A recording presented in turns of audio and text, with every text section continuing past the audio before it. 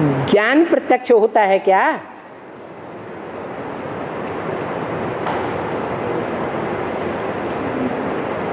कि बाप के द्वारा ज्ञान की प्रत्यक्षता होती है?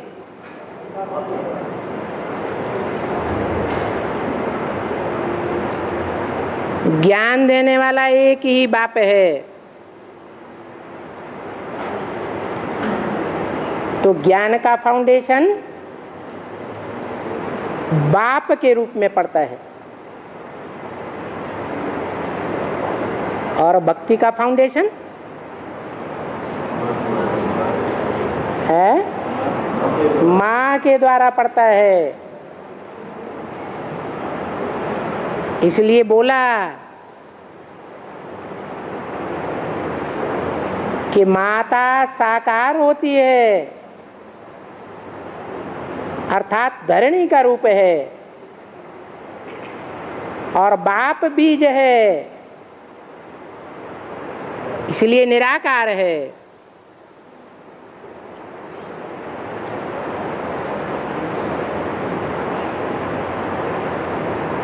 प्रत्यक्ष निराकार को करना है या साकार को करना है? तो समझ में आया कि बीच में जगदम्बा क्यों चली जाती है। बेसिक में भी जिसको टाइटल मिला जगदम्बा सरस्वती, वो आदि में आई या बीच में आई है? बीच में आई और बीच में ही चली गई। ऐसे ही एडवांस में भी जो आदि में सो अंत में होता है, जगदम्बा बीच में ही आती है और बीच में ही गुम हो जाती है। बाकी ऐसे नहीं है कि अंत तक गुम ही बनी रहेगी। जब टाइम आवेगा तो चारों ओर बोलबाला हो जाएगा कि ब्रह्मा द्वारा स्थापना। वास्तव में तुम्हारी जगदम्बा ये ब्रह्मा है, परंतु तन पुरुष का है। इसलिए ओम राधे मम्मा को निमित्त रखा गया था। बाकी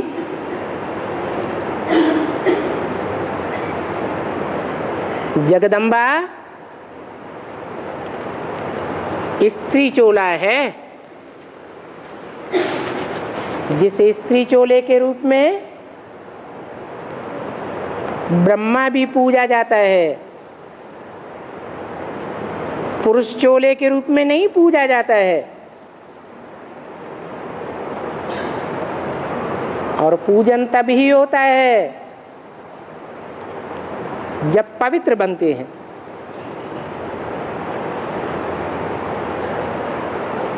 तुम बच्चे भी जब पवित्र बनेंगे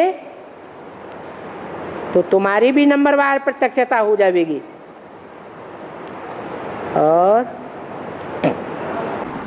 रशिया में भगवद गीता को बैन करने के लिए कोर्ट में डाला है, इसका बहस का वो तो केस वापस ले लिया गया।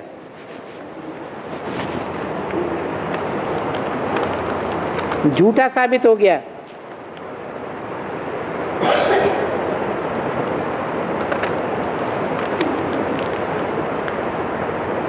ऐसे तो ब्रह्मा कुमारों ने भी प्रजापिता ब्रह्मा कुमारों के खिलाफ केस डाल दिया।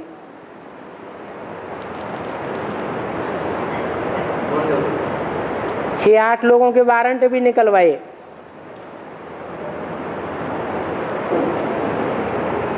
फिर तो सच्चाई रहती है और झूठ तो झूठ साबित हो जाता है। और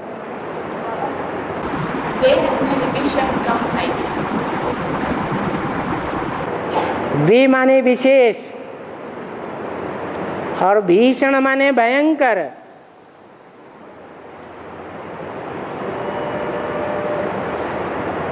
विशेष भयंकर कौन है?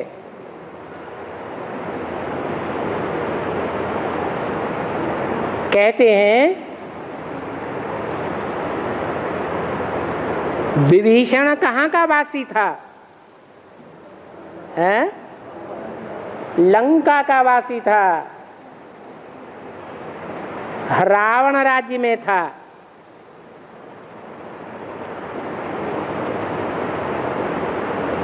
फिर रावण राज्य को त्याग कर किसकी रहबरी में आ गया? राम की रहबरी में आ गया। यहां भी जितने बैठे हैं पहले किसकी रहबरी में थे? रावण की रहबरी में थे। अब राम की रहबरी में आए हैं। तो सब नंबरवार विभीषण है।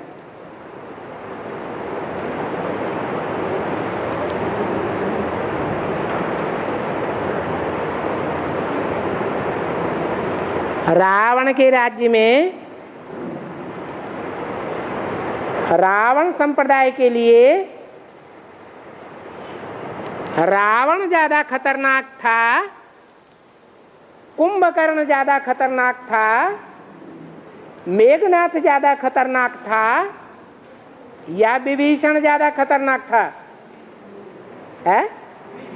विभीषण ज्यादा खतरनाक था। तो ये सारी दुनिया रावण संप्रदाय है। इन रावण संप्रदायों के लिए सबसे जास्ती खतरनाक कौन है? विभीषण खतरनाक है, जो सारी दुनिया की राजाई अपने मुट्ठी में लेने वाले हैं। सारी दुनिया तुम बच्चों के दुश्मन बनेगी, लेकिन बाप को नहीं भूलना। और भृगु महर्षि का पेरेंट्स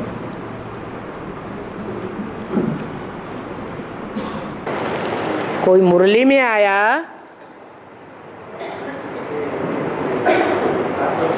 कोई अव्यक्त वाणी में बात आई,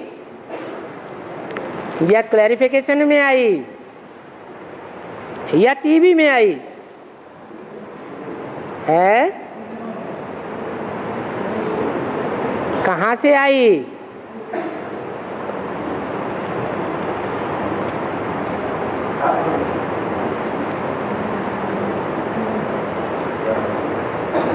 अभी अभी बोला, बाप शास्त्रों का सार समझाते हैं। इसका मतलब शास्त्रों में सार है या नहीं है? है। भले टीका टिप्पणी जिन्होंने शास्त्रों की है उनकी समझ में नहीं आया है, तो वो शास्त्रों के सार की बातें बाप बताते हैं। बाकी जितना भी शास्त्रों में भरा हुआ है वो क्या है? भूसा है, छोड़ दो। और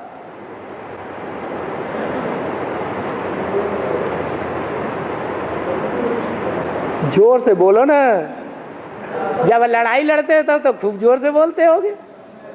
हाँ,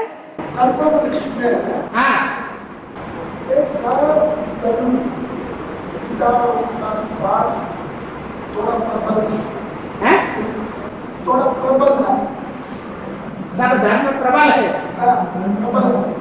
ये सन्यासी धर्म है, उनका बाप इतना प्रबल नहीं है, कार्य नहीं। संन्यास धर्म का बाप प्रबल नहीं है? अरे ये कैसे कह दिया? भारतवर्ष में ढेर के ढेर धर्म वालों ने आकर के अपना कब्जा जमा लिया। बौद्धी धर्म वाले प्रबल हो गए, इस्लामी प्रबल हो गए, क्रिश्चियन प्रबल हो गए, मुस्लिम प्रबल हो गए। फिर सब धर्मों का काट किसने किया? सन्यासियों ने किया या सन्यासियों के मुखिया ने किया? शंकराचार्य ने किया। शंकराचार्य ने किया। भारत के चारों कोनों में 4 मठों की स्थापना कर दी और सब धर्म वालों का खंडन कर दिया। परंतु सिर्फ खंडन करने से काम नहीं चलता है।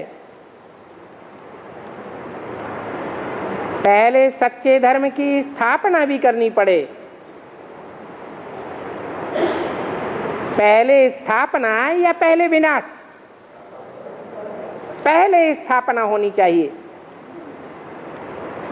तो स्थापना के बारे में उल्टी बात बता दी। आत्मा सो परमात्मा कर दिया। इसलिए स्थापना तो हो नहीं सकी। स्थापना जब प्रत्यक्ष नहीं होगी तो विनाश भी प्रत्यक्ष नहीं हो सकता। इसलिए जब कलयुग आया तो और धर्म वालों ने जोर से भारत को दबोच लिया। अभी तो बाप आया हुआ है, सत्य सनातन धर्म की स्थापना कर रहा है। पूरी राजधानी स्थापन हो जाएगी तो पूरा विनाश हो जाएगा। ये गुरुद्वारे, ये गिरजाघर, ये बौद्ध मठ वगैरह, ये सब चलने लग पड़ेंगे। हिंदुओं के भी जो अनेक प्रकार के मंदिर बने हुए हैं, मठ पंथ संप्रदाय, वो सब खलास हो जाएंगे। एक ही बड़ा मंदिर रह जाएगा। ऐसी एकत्व की स्थापना हो जाएगी, तब विनाश होगा। तो ऐसे नहीं है कि सन्यास धर्म का तो मुखिया ही नहीं है और वो प्रबल नहीं है। बाप ने तो बोला है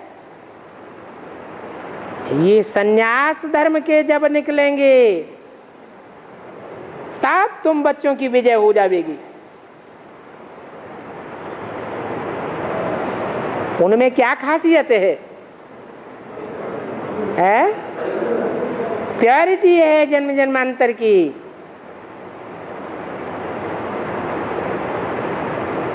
भले हद की प्योरिटी है, बेहद की प्योरिटी के बारे में तो उन्हें पता ही नहीं है। फिर भी पवित्रता के प्रति लगाव तो है ना, इसलिए वो पावरफुल आत्माएं हैं। झाड़ के चित्र में भी सबसे मोटी जड़ कौन सी दिखाई गई है? उस जड़ के मुकाबले और जड़ें तो पतली पतली हैं। सन्यास धर्म की जड़ सबसे मोटी है। ये प्योरिटी की पावर दिखाई गई है। और बाबा ये मूली का पॉइंट है।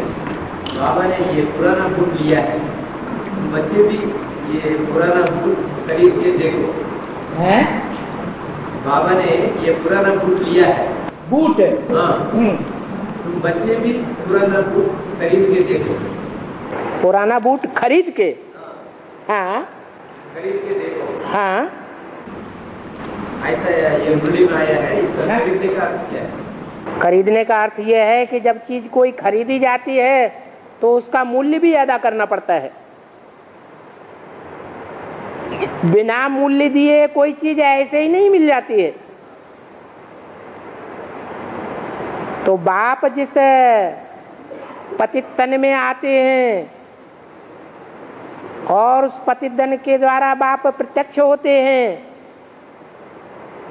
वो बूट उन्हीं को मिलता है जो तन मन धन समय संपर्क संबंध की सारी कीमत लगाते हैं।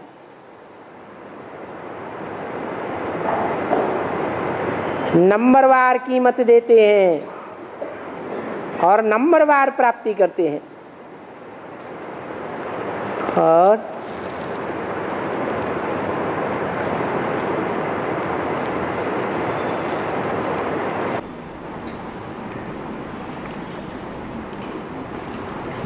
बाबा रोज भी खुशी का प्याला पिलाते हैं। खुशी का प्याला, प्याला का मतलब कटोरा, कटोरी। और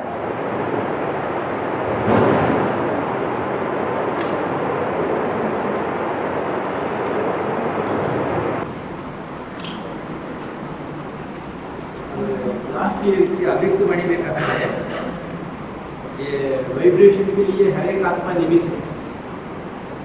तो ये वाइब्रेशन के बारे में थोड़ा हर मनुष्य आत्मा का अपना अपना वाइब्रेशन होता है। जैसी जैसी जिसके अंदर सोचने विचारने की शक्ति होती है वैसा ही वाइब्रेशन बनाता है। वाइब्रेशन कहो, वायुमंडल कहो, हर एक का अपना अपना वायुमंडल वाइब्रेशन है।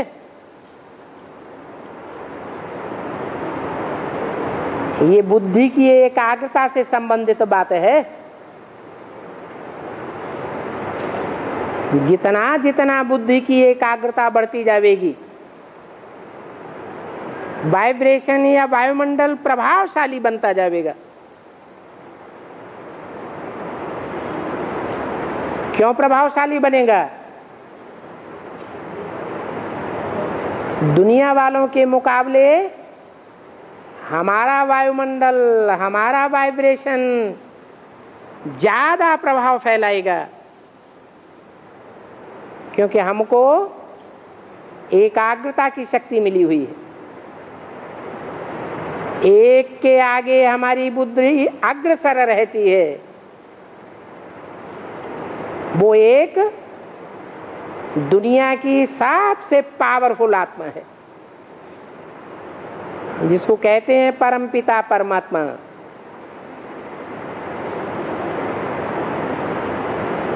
ये शिफ्ट हम ब्राह्मणों को ही मिली है। वायुमंडल को बनाने की, वाइब्रेशन को बनाने की। जब ये पावर हमको प्राप्त हो जाएगी तो वाचा की जरूरत नहीं रहेगी, भाग दौड़ करने की जरूरत नहीं रहेगी। बस दृष्टि से देखा और वाइब्रेशन फैल गया।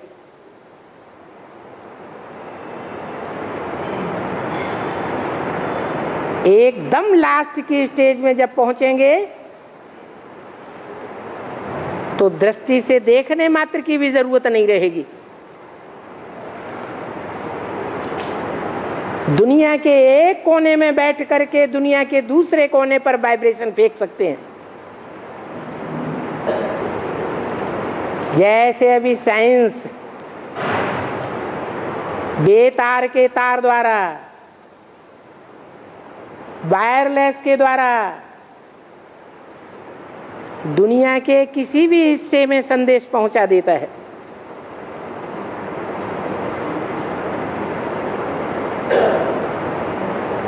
वो साइंस के तो फिर भी स्थूल साधन है। हमारी आत्मा तो स्थूल नहीं है।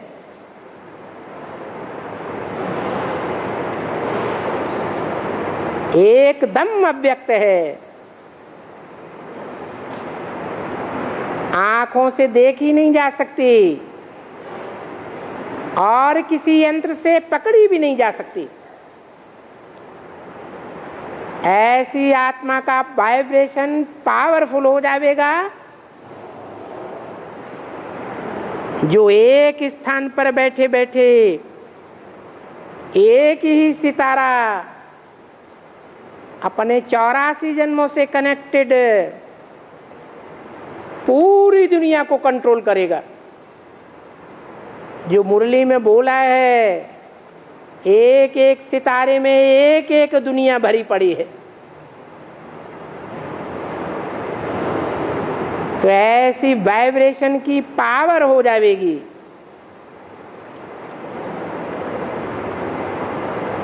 सारा वायुमंडल बंध जाएगा।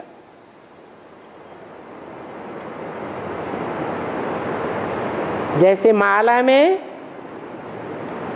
मणके बांधे जाते हैं, ऐसे स्नेह के सूत्र में वायुमंडल में वाइब्रेशन में आत्माओं का सारा संगठन बंधा हुआ होगा। और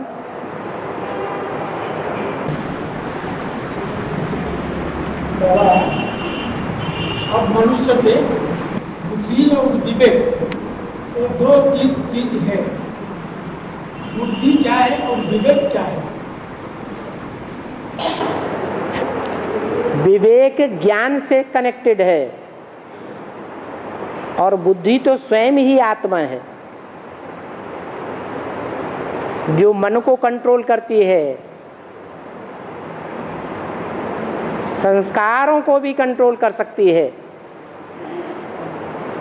अगर बुद्धि स्वयं एकाग्र है।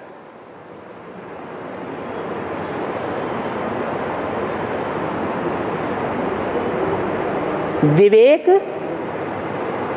जागृत होता है परमपिता परमात्मा से।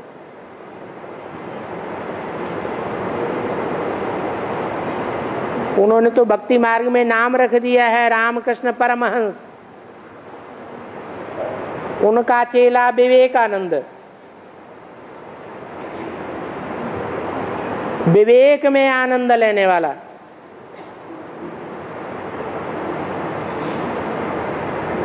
वास्तव में विवेक जागृत करने वाला ईश्वरीय ज्ञान है जो ब्रह्मा की वेदवाणी से आता है और वेदवाणी का क्लैरिफिकेशन जब परमपिता परमात्मा द्वारा मिलता है तो विवेक जागृत हो जाता है।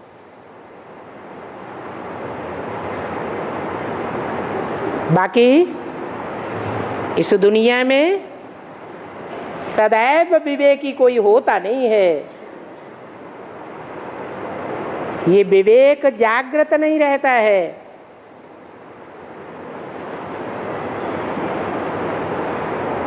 परमपिता परमात्मा में सदैव विवेक जागृत है। नाम ही है विवेक। वी माने विशेष और एक से ही वो विवेक जागृत होता है। बाकी बुद्धि रूपी जो आत्माएं हैं वो तो सदैव हैं ही हैं। इस सृष्टि पर आत्मा कभी मृत्यु को प्राप्त नहीं होती। आत्मा माने ही मन बुद्धि।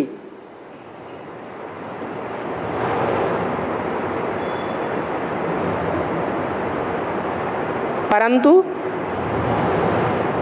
आधा कल्प इस मनुष्य सृष्टि में विवेक का नाम निशान नहीं होता। तो बोला है देवताएं बुद्धू होते हैं। देवताओं को विवेक ही नहीं कहेंगे। विवेक सिर्फ जागृत होता है संगम युग पर। द्वापर युग में भी द्वैतवाद चलता है। शास्त्रों में द्वापर के आदि में सतो प्रधानता होने के कारण कुछ न कुछ विवेकीपन था। शास्त्र लिखने वाले भी विवेकी थे।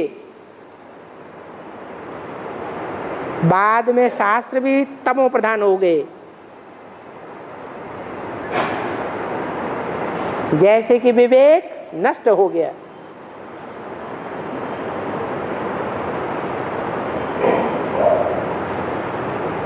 तो विवेक को जागृत करने वाला है परमपिता परमात्मा, एक ही है,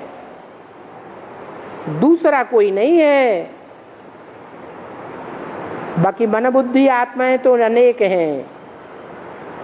जितने मनुष्य हैं उतनी मन बुद्धि रूपी आत्माएं हैं, नंबर बात।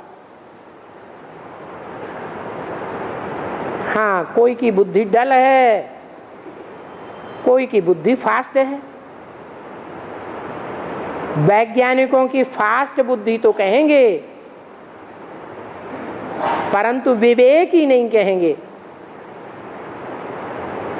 क्योंकि जिस डाली पर बैठे हुए हैं उसी डाली को काटने का प्रयत्न कर रहे हैं, एटमिक एनर्जी बना रहे हैं, दुनिया को ही नष्ट कर देंगे, ऐसी चीज बनाई हुई है। उसको विवेकी नहीं कहा जाता। विवेकी वो है जो अपने भी रक्षा करे और सारी दुनिया की रक्षा करे।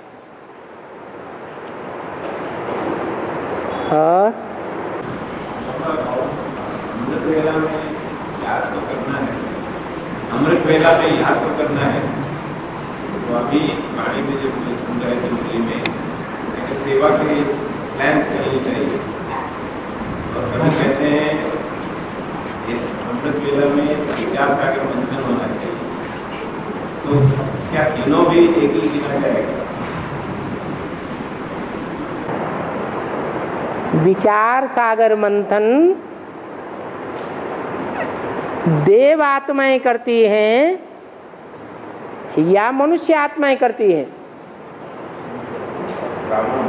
है? ब्राह्मण मनुष्य हैं या देवता हैं? मनुष्य आत्माएं जिनकी कोटि नीची है वो विचार सागर मंथन करती है। वो ब्राह्मण मनुष्य जब संपन्नता को प्राप्त होंगे तो बुद्धि एकाग्र होने से, अपने स्वरूप की जानकारी मिल जाने से उनका विचार सागर मंथन समाप्त हो जाएगा, क्योंकि स्टेज पकड़ ली, फिर विचार सागर मंथन की दरकार ही नहीं। परंतु वो विचार सागर मंथन भी कहां से आता है? जो प्रैक्टिस करते करते अपने 84 जन्मों को भी जान जाते हैं। 84 जन्मों में सबसे जो श्रेष्ठ से श्रेष्ठ जन्म है उस पार्ट को भी पहचान जाते हैं।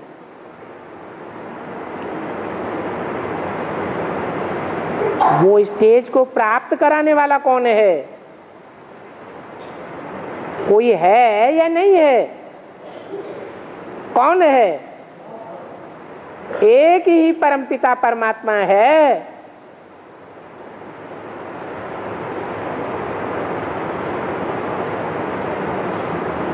जो सारे संसार में प्रत्यक्ष होने वाला है।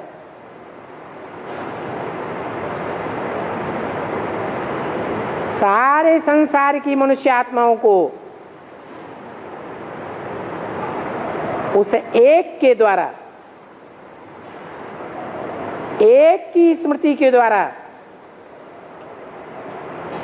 जो मनन चिंतन मंथन की शक्ति प्राप्त होगी, उसके द्वारा अपने अनेक जन्मों को जानेंगे। तो सबसे ऊंची से ऊंची स्टेज कौन सी हुई? वो एक निराकार परमपिता परमात्मा की स्मृति सबसे ऊंची हुई, या मनन चिंतन मंथन की स्टेज सबसे ऊंची हुई, या देवताओं की बिंदु रूप स्टेज सबसे ऊंची हुई? कौन सी स्टेज सबसे ऊंची है? एक बाप की याद।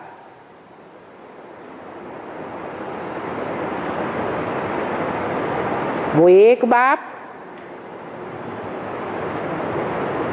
जिस मनुष्य तन के द्वारा भी संसार में प्रत्यक्ष होता है, जो बोला है कि जो भी सुने, जो भी देखे,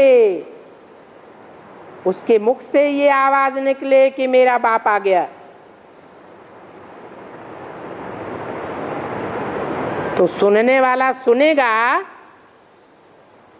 तो क्या परमधाम से बिंदु में से आई हुई आवाज सुनेगा?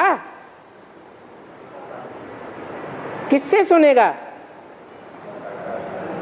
कोई न कोई साकार एक निमित्त बनता है जो देखे। क्या निराकार ज्योति बिंदु देखने में आता है? नहीं,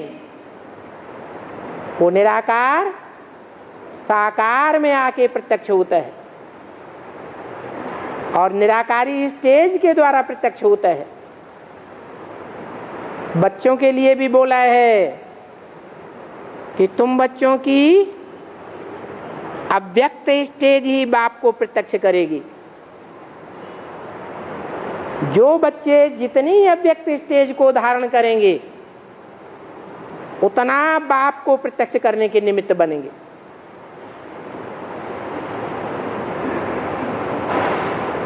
तो मनन चिंतन मंथन याद की सेकेंडरी स्टेज है, सूक्ष्म वतन की बीच वाली स्टेज है। उससे भी ऊंची स्टेज कौन सी है? सूक्ष्म वतन से भी ऊंचा वतन कौन सा है? निराकारी लोक। उस निराकारी लोक में जो जो स्थित होते जाएंगे वो अपने स्वरूप को पहचान जाएंगे। उनको फिर मनन चिंतन मंथन सोचने आदि की दरकार ही नहीं रहेगी। और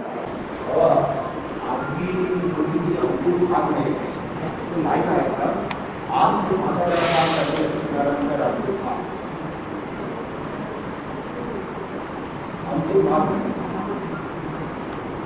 आज की मुरली में लास्ट पॉइंट आया, आज 5000 साल पहले लक्ष्मी नारायण का राज्य था। हाँ, तो ये मुरली है 66 की, 66 की मुरली है।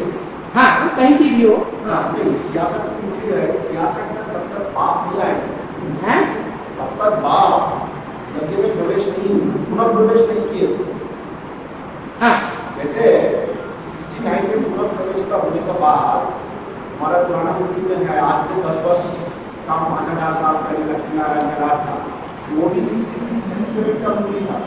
उस समय से हिसाब करके हम लोग 76 में सेट कर रहे थे। जब आपकी प्रतिष्ठा हो गई, आपकी संपूर्णता भी हो गई, तो ये मुरली से लक्ष्मी नारायण का राज चालू हो। ये बाबा ने एग्रीगेट बताया है, फिक्स नहीं बताया 5000 वर्ष,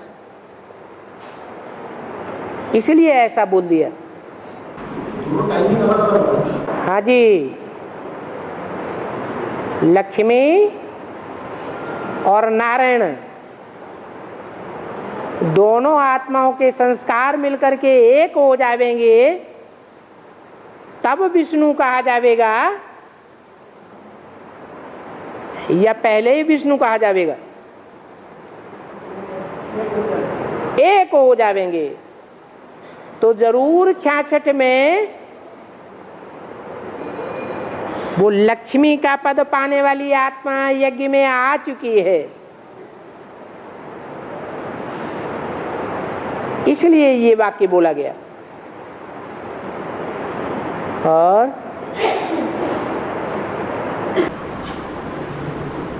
बाबा ध्यान देने के लिए पूरा नहीं भटके। बाबा इस रथ में ज्ञान देने के लिए कितना भटका है, अभी नहीं भटके। बाबा ज्ञान देने के लिए जिस रथ में, हाँ, कितना भटका है। बाबा ज्ञान देने के लिए इस रथ में कितना भटका है। हाँ, अभी नहीं भटके, अभी उतना नहीं भटकेंगे। हाँ, ये बात जब बोली गई है, ब्रह्मा बाबा आवे माउंट आबू में रह के ज्ञान सुनाएंगे, कहीं नहीं जाएंगे सेवा के लिए। हाँ, कल्प ये भी तो हो सकता है कि कल्प पहले की बात सुना रहे हो।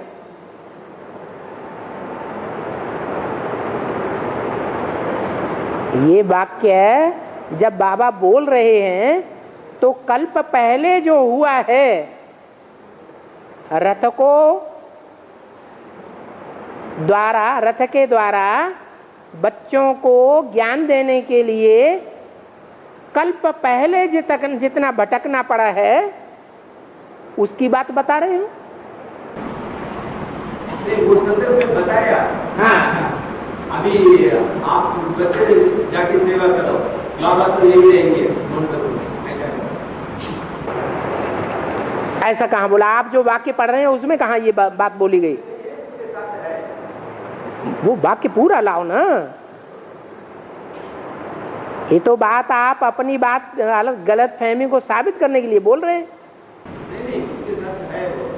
है तो लाओ वाक्य, वो वाक्य निकाल के लाओ ना। और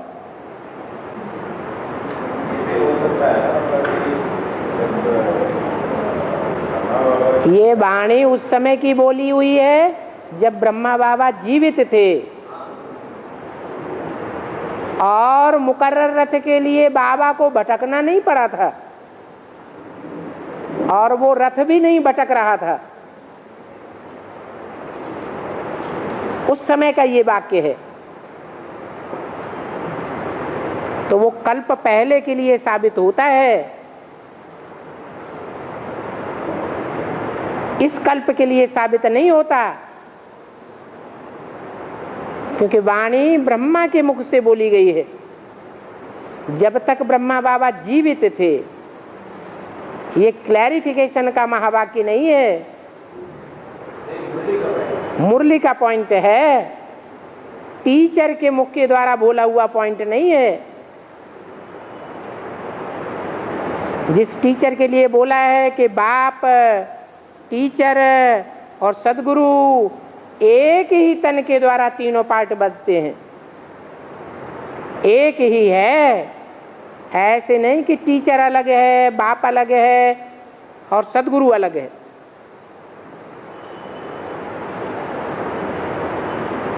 तो जिस समय मुरली चलाई गई है उस समय तो ये बात लागू ही नहीं होती।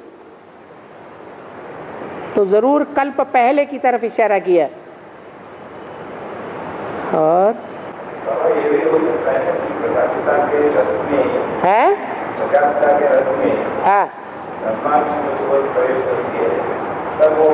अरे जब शरीर छोड़ा ही नहीं ब्रह्मा ने तो प्रवेश कहाँ से करेगी? ब्रह्मा ने तो जब बोला है उस समय की ये बात है। ब्रह्मा ने ये वाक्य जब बोला है उस समय की बात है। उस समय ब्रह्मा कहाँ शरीर छोड़ दिया जो प्रवेश करेगा? और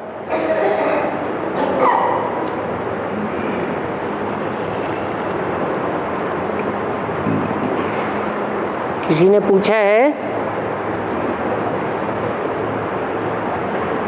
वरलक्ष्मी और लक्ष्मी में क्या अंतर है?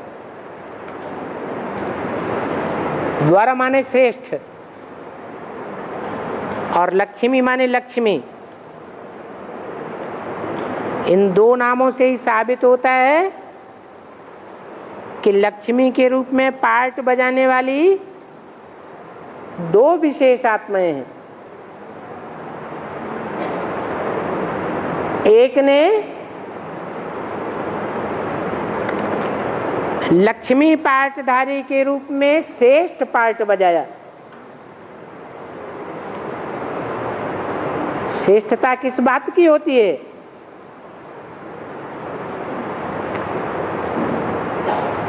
है। ब्राह्मणों की भी श्रेष्ठता किस बात से परखी जाएगी?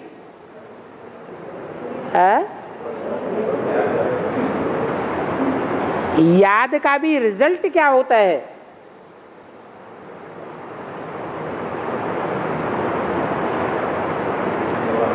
जितना जास्ती याद करने वाला होगा उतना जास्ती पवित्र बनेगा। तो पवित्रता ही श्रेष्ठता है। अर्थात लक्ष्मी का पार्ट बजाने वालों में दो प्रकार के पार्टधारी हैं।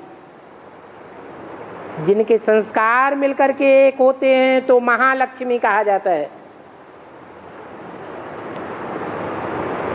एक है जन्म जन्मांतर की पवित्रता को धारण करने वाली आत्मा लक्ष्मी,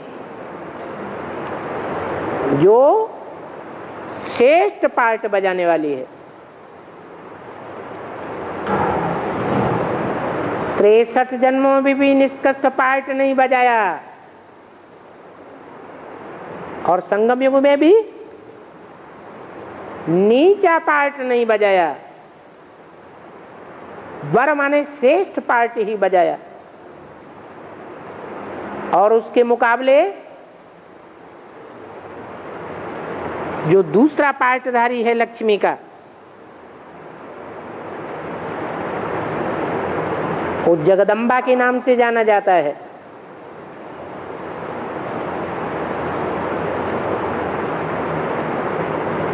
मन बुद्धि से तो श्रेष्ठ पार्ट बजाया, मन बुद्धि का आकर्षण जगत की किसी भी आत्मा में नहीं गया, एक बाप के सिवाय। जिसकी यादगार है भक्ति मार्ग में कि महाकाली का जो पार्ट दिखाते हैं, चित्र दिखाते हैं, उसमें मस्तक में शिव बाबा का चित्र रखा हुआ है। अर्थात बुद्धि में एक शिव बाबा ही याद है। और प्रैक्टिकल में दिखाते हैं कि पांव से शंकर को दबोचा हुआ है। तो अड़भंगा पार्टधारी कहा जाता है। जैसे शंकर का पार्ट अड़भंगा दिखाते हैं जो तुम बच्चे भी समझ न सको, ऐसे ही जगदम्बा का भी पार्ट है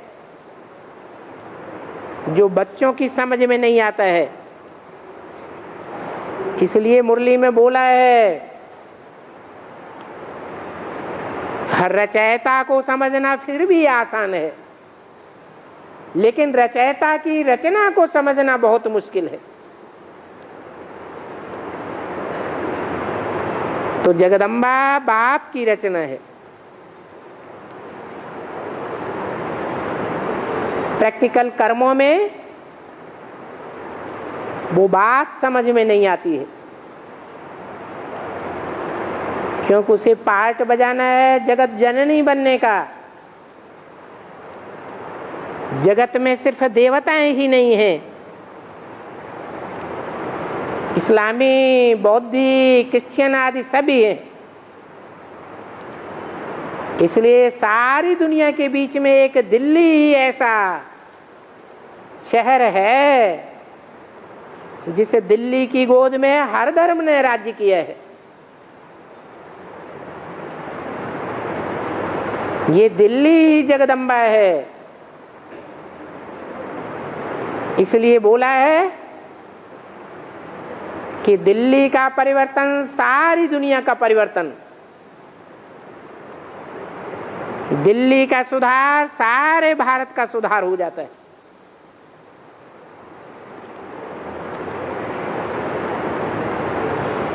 और बचपन के दिन बुलाना देना कहते हैं, तो ईश्वरीय बात को कहते हैं। ईश्वरीय बचपन को कहते हैं। जाए तो जो भी आत्मा ये एडवांस में आई है तो वो पहले शुरू में पहले बीके में आएगा, तो बचपन को पिछले जन्म का कहा जाता है, तो उसको कैसा याद करें? चाहे बी के हो चाहे पीबी के हो, बी के में आने की भी आदि है, वो बचपन है। और पीबी के में भी जब आए थे तो खुशी को देखो, कौन सी कापारी खुशी का पारा चढ़ा हुआ था,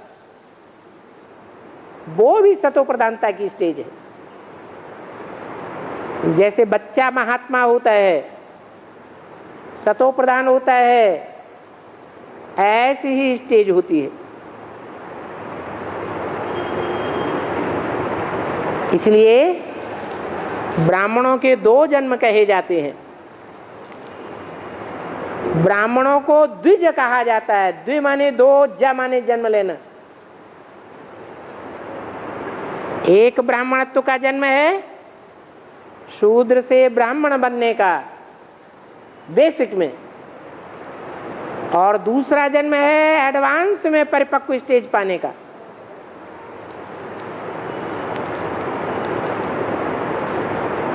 तो 2 जन्म हैं।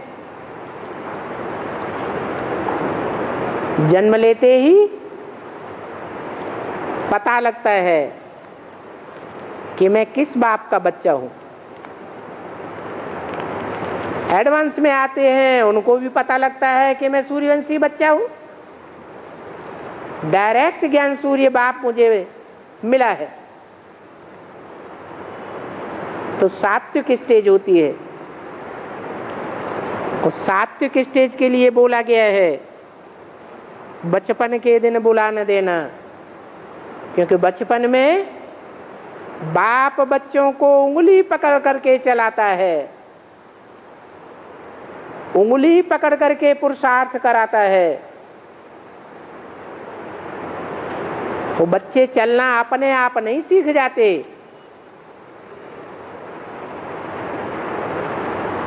ये बाप की दी हुई देन है। इसलिए बोला कि बचपन के दिन बुला न देना।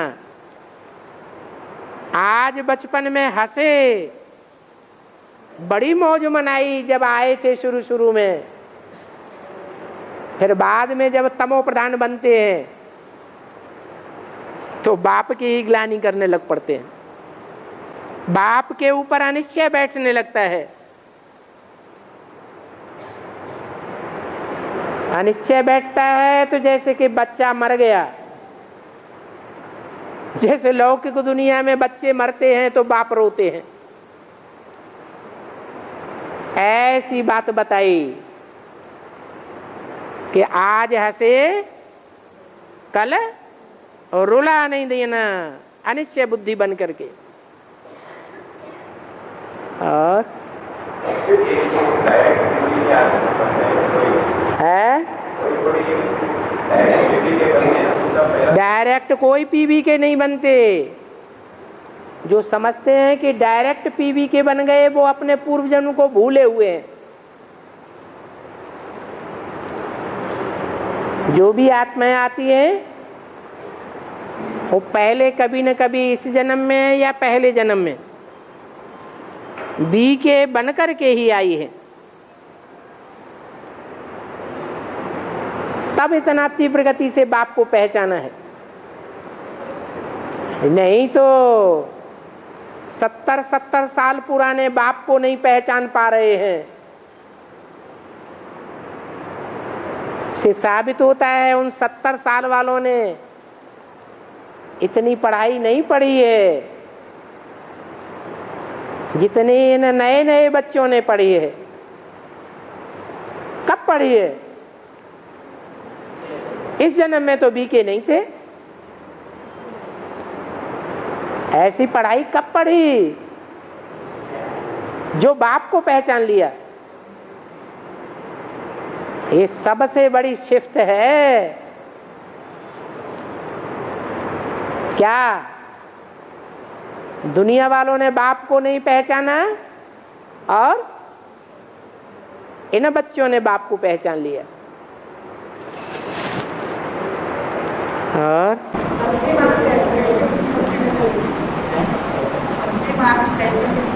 भक्ति मार्ग में हाँ, और कितने दिन चलेगा? जब तक दुनिया में 500 करोड़ आत्माएं बाप को नहीं पहचान लेती हैं, तो न पहचानने से पहले उनका भक्ति मार्ग ही चलता रहेगा। और अभी भी भले कहते हैं कि हम बाप के बच्चे बन चुके हैं, लेकिन कहने वाले आज निश्चय बुद्धि है और कल अनिश्चय बुद्धि बन पड़ते हैं, बाप की ग्लानि करने लग पड़ते हैं। तो भक्त बुद्धि है या ज्ञानी बुद्धि है? भक्त बुद्धि है।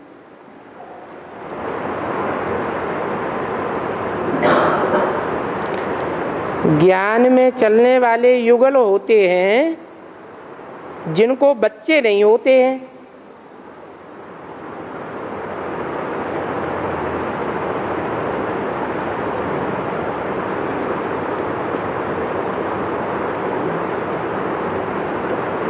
तो वो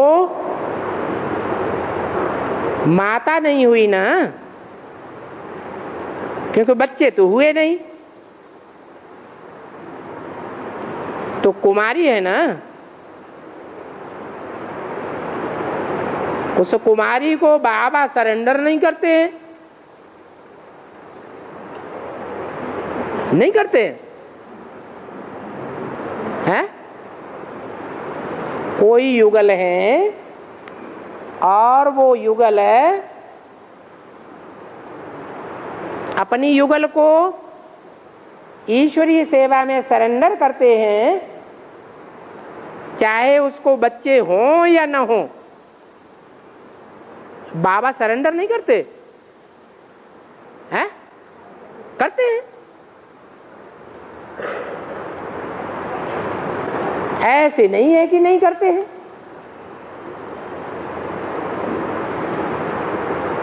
तो पूछा है कि वो गोपियां नहीं बन सकती?